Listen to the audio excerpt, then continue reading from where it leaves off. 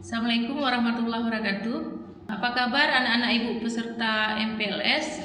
Perkenalkan, nama Ibu Nelita Arianti SPD, sebagai guru biologi di SMA Negeri 10 Fajar Harapan, juga menjabat sebagai Kepala Pustaka SMA Negeri 10 Fajar Harapan. Pada kesempatan kali ini, Ibu berkesempatan untuk memaparkan tentang narkoba atau bisa disebut juga dengan psikotropika atau zat adiktif. Jadi sebelumnya, tujuan dari video ini adalah kalian diharapkan menonton videonya. Nanti di akhir video ini kalian bisa membuat ringkasan selembar kertas ukuran A4, dibuat ringkasannya, tulis tangan, nanti akan dikumpulkan pada saat kalian ke sekolah pada saat COVID ini berakhir.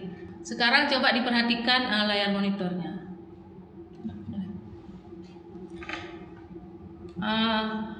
Zat adiktif atau psikotropika. Zat adiktif ada 3 kelompok besar. Yang pertama ada narkotika, obat penenang, dan alkohol. Sedangkan narkotika itu sendiri adalah obat atau zat yang berasal dari tanaman. Sedangkan obat penenang adalah obat dalam dunia kedokteran yang dipakai dalam dosis kecil untuk membuat seseorang itu menjadi tenang atau tertidur. Sedangkan alkohol adalah zat yang diperoleh melalui fermentasi atau peragian bahan tertentu, misalnya untuk membuat tape, membuat anggur, dan minuman-minuman keras yang lain.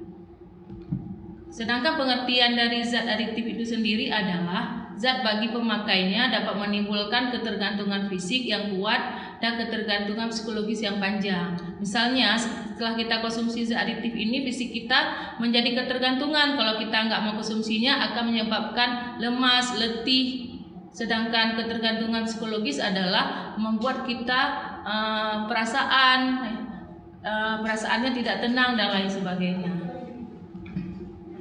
Kemudian narkotika ini dibagi menjadi 4 kelompok besar. Yang pertama ada ganja, opium, kokain, dan nikotin. Sedangkan ganja itu sendiri adalah bernama Latin dengan cannabis sativa atau biasa disebut dengan bahasa Indonesianya adalah marijuana. Biasanya ganja ini yang digunakan, yang dipakai atau yang digunakan adalah bisa daunnya, bunganya, bijinya, ataupun rantingnya.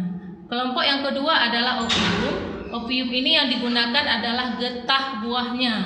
Dengan nama latinnya adalah Papaver somniferum, atau dalam bahasa Indonesia disebut juga dengan candu, morfin, putau, heroin, atau kodein. Ini bisa dilihat gambarnya.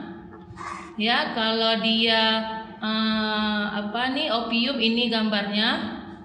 Ya. Sedangkan tadi yang ganja gambarnya adalah yang ini ya. Mungkin ada kalian lihat di dekat-dekat rumah atau di hutan mana ya, pernah dilihat. Ini adalah yang ganja.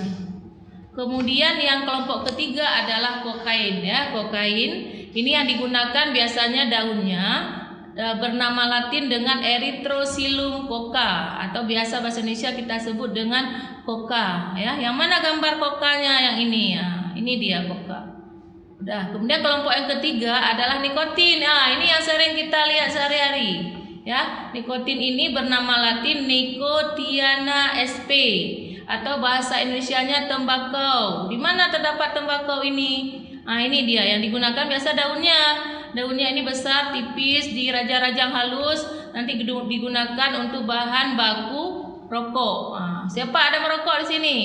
Jadi merokok ini juga merupakan salah satu jenis narkoba atau narkotika, makanya dilarang untuk mengkonsumsinya ya, apalagi belum cukup umur. Udah, kita lanjut berikutnya. Ini tadi udah ya gambar dari ganja. Kemudian kita lihat yang lebih jelas gambar dari Papaver somniferum. Yang mana tadi Papaver somniferum? Adalah dari candu. Ini adalah gambar candu. Berikutnya ini kita jelaskan tentang opium. Opium adalah biasa digunakan buahnya ya, dari buahnya diambil. Buah opium yang dilukai dengan pisau sadap akan mengeluarkan getah kental berwarna putih seperti getah bunga widuri. Pernah lihat bunga widuri ya? Getahnya mirip. Setelah dikeringkan dan berubah warnanya menjadi coklat. getah ini dipungut dan dipasarkan, jadilah dia yang namanya opium mentah. Jadi yang warna coklat tadi itu jadi opium mentah. Kemudian opium mentah ini bisa diproses secara sederhana menjadi candu siap dikonsumsi. Makanya tadi urutannya kan dari opium, candu, nanti baru ke morfin ya, menjadi candu siap dikonsumsi. Seandainya getah ini diekstrak lagi atau dihaluskan lagi, maka akan dihasilkan morfin. Dan apabila morfin ini diekstrak lebih halus lagi akan menghasilkan heroin ya, heroin. Jadi makanya dari urutannya dari opium, candu, morfin sampai dengan heroin. Sedangkan limbah dari heroin tadi ini namanya juga limbah, berarti sisa-sisanya ini bisa diolah juga lagi akan menjadi narkotika murah, yaitu sabu. Sabu aja dikategorikan murah, padahal sekali kita beli atau kita konsumsi dengan ukuran yang sangat kecil, miligram satuannya aja sampai ratusan ribu. Makanya dari anak-anak ibu ini jangan sampai mengkonsumsi sekalipun, jangan sampai merasa sekalipun, karena kalau udah ketergantungan selain rusak pikiran kita, otak kita, tubuh kita, juga merusak kantong kita karena harganya yang sangat mahal ya. Kita lanjut lagi. Udah, selanjutnya ini yang gambar Erythrocilum coca yang tadi disebut dengan tanaman coca. Udah diperhatikan. Kemudian kita lanjut lagi, ini yang Nicotiana sp atau tembakau ya. Ini daunnya yang lebar ini, tipis dan agak lembut ya, mudah dirajang-rajang, kemudian dijemur jadilah seperti ini. Jadi bahan baku rokok dimasukkan ke dalam rokok, juga termasuk ke dalam kelompok narkotika. Kemudian kita lihat efeknya ya. Yang pertama ganja. Ganja ini biasanya digunakan dalam bentuk lintingan rokok, jadi digulung-gulung sehingga mirip jadi rokok. Gejala pemakainya setelah menggunakan, jadi pemakainya merasa hatinya gembira, tertawa tanpa sebab ya, tertawa sendiri, santai, lemah, bicara sendiri, ngantuk, menguap, susah tidur, pengendalian diri juga berkurang. Sedangkan opium, efek pemakaiannya juga merasa gembira, tertawa berlebihan, bicara sendiri, cenderung berbuat kerusuhan, mual, susah BAB, pupil mengecil, nafas berat. Sedangkan kokain, efek gejala pemakaiannya suka bicara, gembira berlebihan, dan gaduh ya. Jadi merugikan orang lain. Gelisah, detak jantung meningkat, demam, nyeri perut, mual dan muntah. Sedangkan efek dari nikotin ini yang rokok ya, biasanya digunakan dalam bentuk irisan tembakau dalam rokok. Gejala pemakainya gelisah, mengamuk, mengantuk, malas, daya pikir menurun, bicara dan tindakan terlambat. Sekarang kita lanjutkan. Kalau ganja, kalau kita putus memakainya, maka akan menyebabkan sukar tidur, hiperaktif, hilang nafsu makan. Sedangkan gejala overdosis, kalau kita gunakan dalam jumlah yang sangat banyak, akan menyebabkan ketakutan, daya pikir turun, denyut nadi tak teratur, dan gangguan jiwa. Sedangkan opium, gejala putus pemakaian menyebabkan sering menguap, kepala berat, mata basah, hidung berair, hilang nafsu makan, lekas lelah, menggigil dan kejang.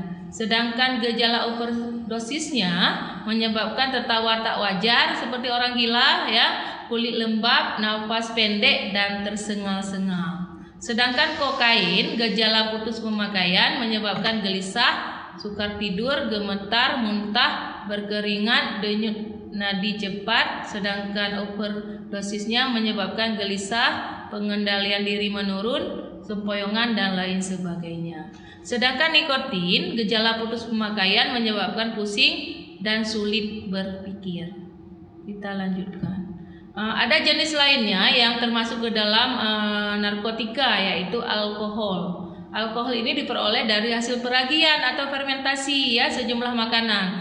Apakah dia nasi yang difermentasikan atau biji-bijian ataupun buah-buahan. Dia menghasilkan alkohol ya, bisa dari tadi Ibu bilang beras ketan, singkong atau perasan anggur. Fungsi utamanya bagus, yaitu mensterilkan alat-alat kedokteran. Tapi kadang-kadang disalahgunakan oleh seseorang sehingga diminum dan menyebabkan gangguan dalam tubuhnya.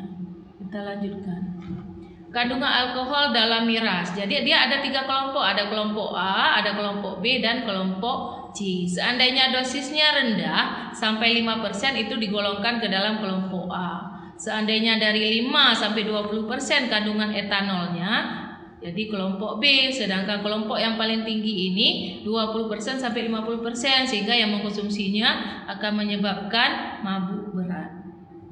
Kemudian gejala pemakaian alkohol menyebabkan rasa gembira, pengendalian diri turun, keseimbangan tubuh turun, sehingga sempoyongan kalau jalan ya, kadang-kadang sampai jatuh ya, muka kemerahan.